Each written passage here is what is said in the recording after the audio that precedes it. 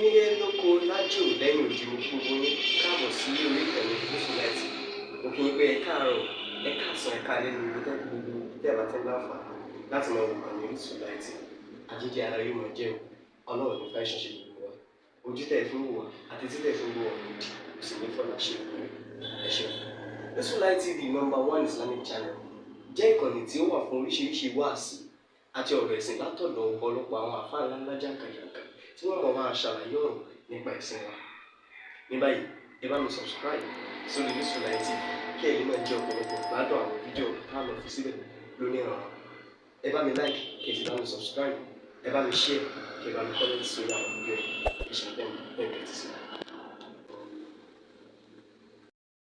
lórí ọ̀rọ̀ Alfa TOLIAH MUSTOPHA Ọlọ́run kó ṣe àlékún dáadáa fún àfáà náà kó sì ṣe àlékún mímọ̀. Àfáà náà ṣe àbòsí fún mi, àfáà náà ṣe àbòsí fún mi tó sì já sí pé tí kì bá ṣe pé mo rí pé ó ti ní ọwọ́ àbòsí nú àti ìparọ́ mọ́ni àti ìfẹ́ gbé tí kì í ṣe tẹni fúnni ni mi ì bá tiẹ̀ ti jáde fèsì rárá, torí pé laysa kullu ma yuqalu bi hakika yastahiqu radda. Ogun tó bá sọ sí ọ náà kọ́ ni ó ní bùkátà sí kò fèsì. Láàrin yẹn gan-an kí n tó lọ, mo fẹ́ kí àfáà sọ ibi tó wà fún mi nínú Al-Qur'an àbínú ọ̀rọ̀ Ànábì pé bẹ́nìkan bá sọ̀rọ̀ sí ọ tó o bá fèsì ó ti di àìdá. Lóòótọ́ Abu Sufyan hafizahullahu wa ra'ah wọ́n ní ọ̀rọ̀ kan tí mo sọ ó dàpọ̀ láfa ṣe rọ́dù ọ̀rọ̀ yẹn. Wallahi summa billahi alladhi la ilaha illa huwa, mi ò gbọ́ ọ̀rọ̀ Abu Sufyan tí wọ́n sọ yìí tí ẹ bá ṣe gbà tí àfáà yìí gbọ́, mi ò gbọ́ yìí tí wọ́n ní wọ́n sọ yẹn, kí ṣe pé mi kí ń gbọ́ ọ̀rọ̀ wọn. Àmọ́ èyí tí wọ́n sọ pé wọ́n fi sọ̀rọ̀ yìí mi láǹfààní àti jókòó gbọ́ báyìí. Kí ló wí ń bẹ̀? Ó kún ni, ọ̀fà ni. Ó wá ṣeéṣe kí n gbọ́ gan kí n má fèsì fáfá. Ó ṣeéṣe kí n gbọ́ kí n wò pókè èmi ti sọ opinion tèmi, àfáà náà dẹ̀ sọ tiwọn. Níta sì ń sọ yìí àwa kọ́là kọ́kọ́, àwọn ẹni ìṣáájú náà ti sọ̀rọ̀ lórí ẹ̀. Oníkówá náà ó mọ̀ rí àwọn tí ọ̀rọ̀ wọn jọ tiẹ̀ pé bí mo ti sọ yìí irú àwọn tí wọ́n sọ bẹ́ẹ̀ ni. Èyí tó burú jù ní ọ̀rọ̀ tí ẹ̀dá ó mọ̀ sọ ni pé bó ti sọ yẹn ìjà rẹ̀ ni tó sọ irú tó sọ yìí rí. Tí n bá ní mo gbọ́rọ̀ Abu Sufyan mi ò fún wọn lésì, kì í ṣe pé bóyá torí nǹkan kan kọ́. Sẹ̀fíhù ni wọ́n ní ká mọ̀ fún lésì. Iza nataka sẹ̀fíhù fala tujibu. Wa Abu Sufyan laysa bi sẹ̀fíhìn. إنما هو الأديب بكل صراحة. إذا نطق الأديب فكن مجيبا. Ó yẹ kí èèyàn máa fún àdìbò lésì ni. Àmọ́ ìgbà míì wà gbogbo ọ̀rọ̀ ló lésì, àmọ́ gbogbo èsì kọ́ nìyẹn máa ń fọ̀. Oníkálukú ló ní n tó bá sábà o. Wa kullu muri'in fi dahrihi ma ta'awwada. Àwọn kan bẹ wọ́n jókòó sí di rọ́dù làwọn mọ̀ ṣe. Tó bá yẹ pé rọ́dù tó máa ń fà ní wa ni marhaban bi. Tẹ́nìkan bá ti sọ kíní kan ó ti lọ gbé kámẹ́rà ó ti bẹ̀rẹ̀ ní alhamdulillah ó bẹ̀rẹ̀ nìyẹn. Bẹ́nìkan bá ti ṣe kíní kan òun jókòó ti kílẹ̀ àwọn èèyàn ń sọ. Tó bá yẹ pé tọ́lọ́wọ́n bá rán òun nìyẹn tó bá ti ṣe pẹ̀lú àníyàn tó dáa kò sí nǹkan kan. Àwọn kan sì ń bẹ ẹ̀kọ́ kan ní ọmọ ìyá lọ. Mo ní n tó pọ̀ tí mò ń rán tó pọ̀ tí mò ń rán. Ju kí wá sọ pé àwọn mo ti jẹ gbèsè àwọn kẹ̀kẹ́ tí mo fẹ́ ṣe kalẹ̀ tí ẹ wá wọ̀ mi ò rí ààyè láti pa àwọn nǹkan yẹn tí wá bí sí tiwọn. Tèmi bá ti sọ tèmi bọ́lọ́hun ti fi yé mi mọ́, tí ò bá jọ tiẹ̀ bọ́ọ̀tà sọ tiẹ̀, láti pé kí Alfa TOLIAH MUSTOPHA yìí wá jáde pé tó bá já sí pé àfá Onimajesin ó fèsì fún Abu Sufyan, á já sí pé nǹkan tí wọ́n ṣe yẹn ò dá, àìdá ni. Báwo ló ṣe jẹ́ àìdá? Ẹ prove ẹ̀ fún wa. àkọ́kọ́ nù. Ẹlẹ́ẹ̀kejì àfáà náà sọ ní ọ̀rọ̀ pé àtẹ̀yí tí àfọ Onímọ̀jèsí sọ àtẹ̀yí tí Abu Sufyan sọ ó ní sọkúsọ ní méjèèjì. Ẹlẹ́kọ̀ọ́ kì í sọ̀rọ̀ bẹ́ẹ̀. Ẹlẹ́kọ̀ọ́ kì í sọ̀rọ̀ bẹ́ẹ̀. Gbólóhùn ìsọkúsọ ni wọ́n sọ yẹn, ìsọkúsọ kan náà nìyẹn náà. Ìyàn kì í sọ̀rọ̀ bẹ́ẹ̀. Wàá jáde wàá sọ tiẹ̀ pé ọ̀rọ̀ Abu Sufyan ní ọ̀rọ̀ Alfa ẹdún mọ́ táwa kì í fẹ́ fi bá yín mọ ká mọ dọ́rọ̀ padà ní pé nílò ládàbí náà ni. Wa fawqa kulli dhi ilmin alim. Ó lè rí nǹkan míì tèmi ò rí, èmi náà lè rí nǹkan míì tí wò ó rí. Ẹ má mọ̀ jáde bí ìgbà ta níjà.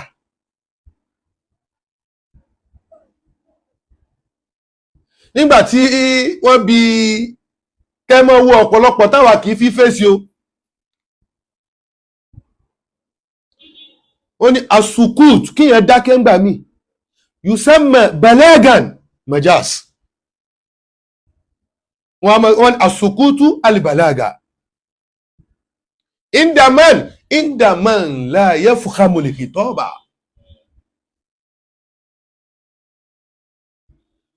Ẹni tó bá rí pé ọ̀rọ̀ yìí tó bá sọ kò ní gbọ́ yé. La hajata ila al-hijaba. Fasukutu hawla fi misli hadhihi al-hala.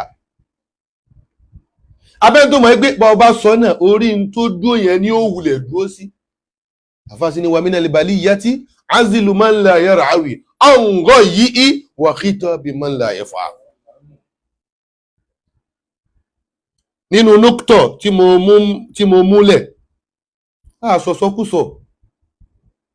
Tẹ́ bá ní sọkúsọ ni àwọn tí ẹ ti ní wọ́n sọ̀sọ́kúsọ láṣáájú náà pọ̀. Àti pé ta ni Alfa TOLIAH MUSTOPHA tí ó sọ pé nìkan sọ̀sọ́kúsọ. Oníkálukú ó sọ ó bá ti yé mọ́ ni. Nínú ọ̀rọ̀ tí àfáà sọ pé àfáà tó wá sọ̀rọ̀ mo rí pé ọ̀rọ̀ yẹn ọ̀rọ̀ gbéraga ni pé níta bá mọ̀ ní ká mọ sọ́ńpa rẹ̀ ta ni. Àná mi ò fọwọ́ gbárí gé mo mọ kéwu o. Àmọ́ níwọ̀nba yẹn tó o bá sọ fún mi pé gbẹ́nu sọ́hùn èmi náà ò ní gbẹ́nu yẹn wá níbí padà gbé wá níbí. Nínú ọ̀rọ̀ yìí afá ò mọ tó bí ọ̀rọ̀ àmọ́ àwọn tí wọ́n bá ti láìkì mujarradul hujum kí nǹkan jáde sí lágbájá torí pé àfá ń tẹnu mọ́ àfá Onímọ̀jèsín. Mo kọ́kọ́ challenge àfá TOLIAH MUSTOPHA náà àbí má jẹ́ kí n pè ní challenge mi kì í fẹ́ ẹni tó bá nímọ̀ ní mọ́ ń challenge yẹn.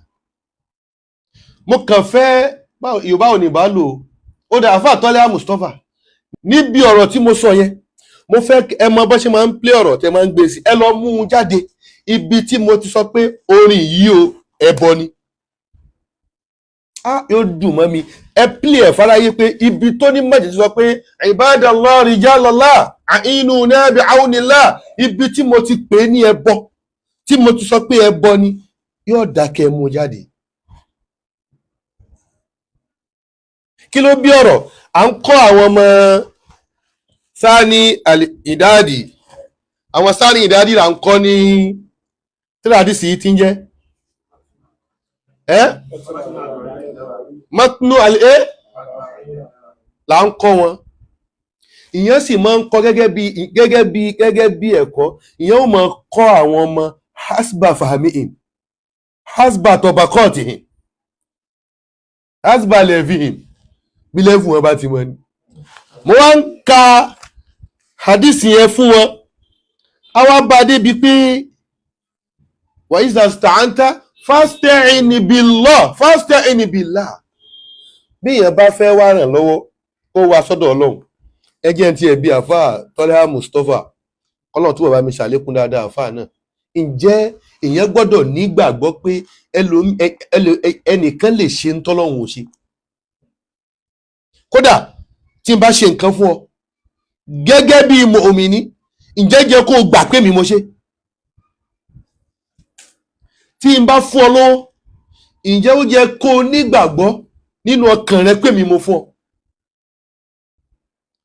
Torí tèmi bá dúró gbólóhùn tí mo wí ó sì ní tó bí mi ò rántí orúkọ àfáà náà ni òun ni mo rí kílípù yẹn tó sọ yí pé ó láfáà kan sọ̀rọ̀ pé ibadallah rijalallah ó wá dánu dó níbi àínú náà ó dánu dó níbẹ̀ kò wá gbé bí haúnilá ìwà ó ní àfáà náà dánu dó níbi àínú náà pé ẹ̀yin ibadallah ẹ̀yin rijalallah ẹ ràn wá lọ́wọ́ ó ní àfáà yẹn wá níṣẹ́ rí pé wọn kọ́ lọ́wọ́ bá mọ́ èèyàn ni wọ́n ń pè kò gbé bí haúnilá ìwà ó wá ní àfáà yẹn àìgbé bí haúnilá ìwà yẹn ti ṣàbòsí mẹ́ mi máa àfáà tó sọ̀rọ̀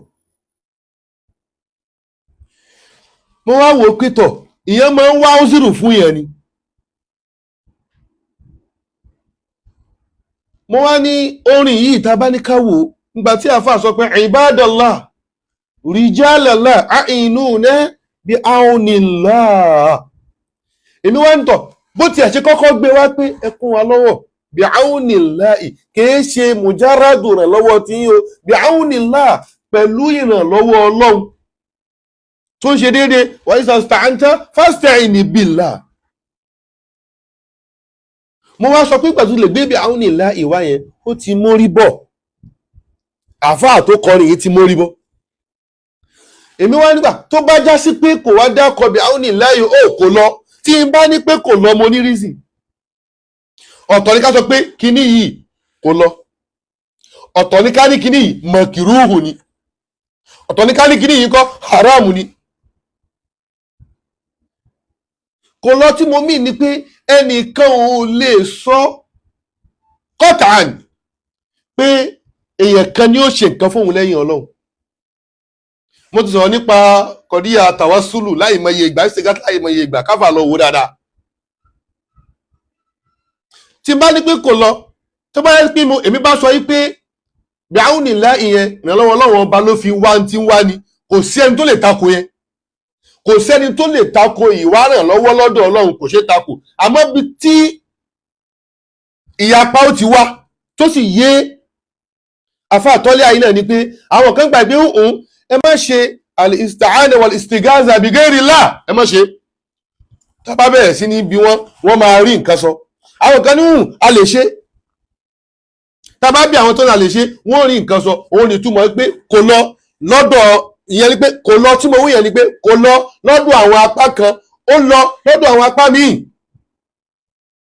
àfáà ìwà tẹnumọ́ pé ó wá ń sọ pé mọ̀fúùmù mi lórí ọ̀rọ̀ tí àfọ Onimajesin sọ mọ̀fúùmù ká khilafa mọ̀fúùmí wakam min a'ibin qawlan su'ian wa afatuhu min al-fahmi as-saqim ẹ lọ gbọ́dọ̀ àfáà yẹn ó tẹnumọ́ pé àfọ Onimajesin ó lọ ẹbọ wà ń bẹ kí àfáà mú bí gbólóhùn tí mo ti sọ pé ẹbọ wà lórí yẹn jáde pẹ̀lú bí àwọn ìlà yìí tí mo sọ but tẹ́ bá lọ gbọ́ àfáà ó ní mọ̀fúùmù mi in tí mo gbọ́ yé pé àfáà fẹ́ sọ binahan ala sọ́ọ̀nì zọ́nù tiẹ̀ ráàyù tiẹ̀ ó dẹ̀ bẹ̀rẹ̀ sí ní sọ́ńtì èṣe tèmi ọ̀dà nísìn tá máa bí àfáà yìí pé ó dá istighaza tá à ń sọ yìí àdìsí tẹ́ mú wá pé yá ibadallah ìdúlú ní tẹ́ mú wá yẹn tó ń tọ̀hún bá padà wá rí bùkátà rẹ̀ bí látara kí ni tó rọ̀ ṣé ibadallah yẹn ló yẹ kó bíyá tá máa bí ọ hakikatan ẹ̀yin ẹrú sí ọlọ́run ẹ ṣàánú wa ǹjẹ́ tí àánú yẹn bá wá ṣẹlẹ̀ ló tọ́ wọ́n bá wá bí ìwọ àfáà pé àánú tó ṣẹlẹ̀ yìí ta ló ṣe ṣó láwọn ẹrú sí ni wọ́n ṣe ni èmi ò tako istighaza o má dẹ̀ fún ẹlẹ́rìí tí mi ò fi tako àmọ́ mo rí i pé àfáà yẹn kàn fẹ́ yí ọ̀rọ̀ tí Abu Sufyan bá sọ tí àwọn sọ èmi ò tiẹ̀ gbọ́ wallahi mi ò tí gbọ́ díẹ̀ bá ṣe ẹnu wọn bá tí mo gbọ́ lọ́dọ̀ Alfa TOLIAH MUSTOPHA yìí ó dẹ̀ wá tẹnumọ́ ẹ ti pe àwọn àfáà yín tá làwọn àfáà yín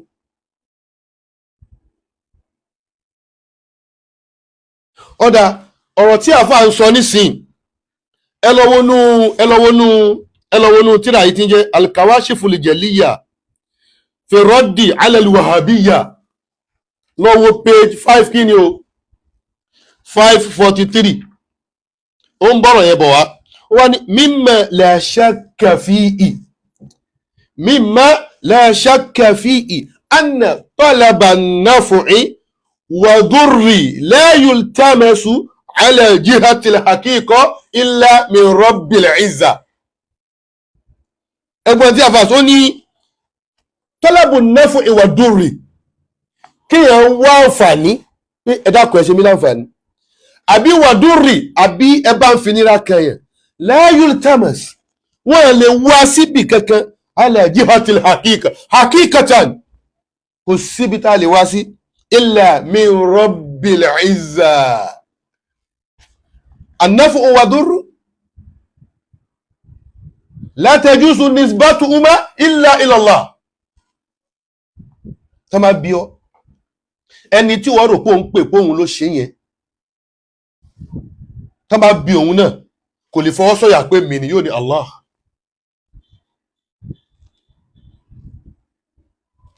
Ẹ gbọ́ àfà, ó wá ní wàlákínẹ̀lì, ó wá ń bọ̀rọ̀ yẹn bọ̀ wá, ó ní wàlákínẹ̀lì istighathata bí sayyidina rasulillahi, ká ṣe istighatha bí rasuli gbọ́lọ́hun, dákun apẹ ànábì pé dákun ṣe nǹkan báyìí fún ẹ̀yà Muhammad àbí kankan, àwọn gẹ̀rí ìmínà sọ̀lì ìnà, àbí yàtọ̀ sànábì gan, àbí inú àwọn ibadallah rijalallah, innama takunu ala jihatin annahum sababun fil ata, annahum sababun fil ata, lọ́wọ́ inú al-kawashiful jaliyya. Ó ní gbogbo àwọn tá ń pè yẹn náà àwọn kọ́ sababun fil ata. Ó ní ẹ̀kálà nẹ́bì ni àbí inú àwọn àsọ́lì wù gangan ni, ó láwọn kọ́ sábàbón fil àtọ́ì wa annahum àtọ̀ríkù ilayhi, annahum àtọ̀ríkù ilayhi, mujarradu tọ̀rík.